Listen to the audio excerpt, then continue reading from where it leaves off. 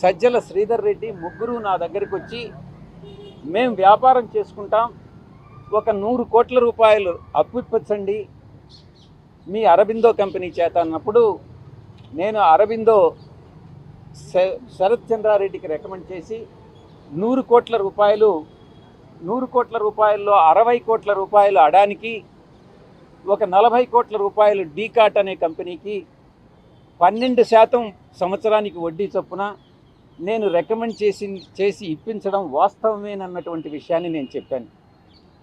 ఈ విషయాన్ని ఎవరైనా మీకు ఉన్నత పదవుల్లో ఉండేటటువంటి రాజకీయ నాయకులు కానీ బ్యూరోక్రాట్స్ కానీ మీరు చెప్తే ఇప్పించారా అని పదే పదే ప్రశ్నించడం జరిగింది.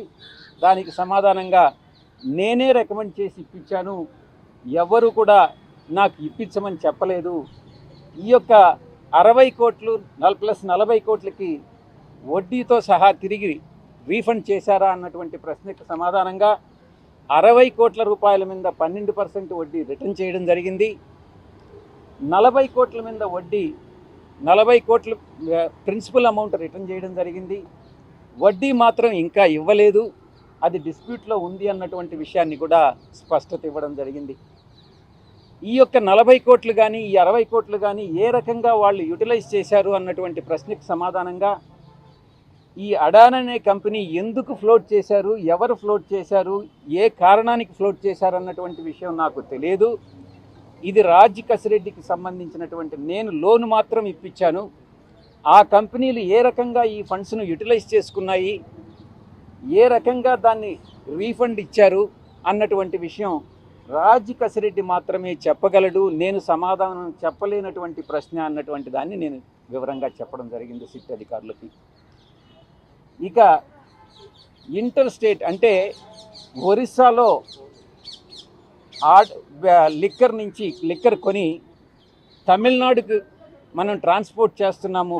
ఒరిస్సాలో సెల్లరు, తమిళనాడులో బయ్యరు ఉన్న రీతిగా ఒక ఏదైనా ట్రాన్సాక్షన్స్ ఆంధ్రాలో ఎంటర్ అయిన తర్వాత ఆ యొక్క సరుకుని డైవర్ట్ చేసి ఆ ఏదైతే డిఫరెన్స్ ఉంటుందో డ్యూటీలో అది సేవ్ చేసుకొని ఈ రకంగా ఏదైనా సేల్స్ డ్యూటీ లేకుండా పెట్టినటువంటి ఏదైనా సేల్స్ ఉన్నాయా అన్నటువంటి విషయానికి నేను ఏ రోజు కూడా లిక్కర్ సేల్స్ విషయంలో కానీ లిక్కర్ విషయంలో కానీ 3 నెలల మొట్టమొదటి 3 నెలల తర్వాత నేను జోక్యం చేసుకోలేదు అన్నటువంటి విషయాన్ని చాలా స్పష్టంగా చెప్పాను.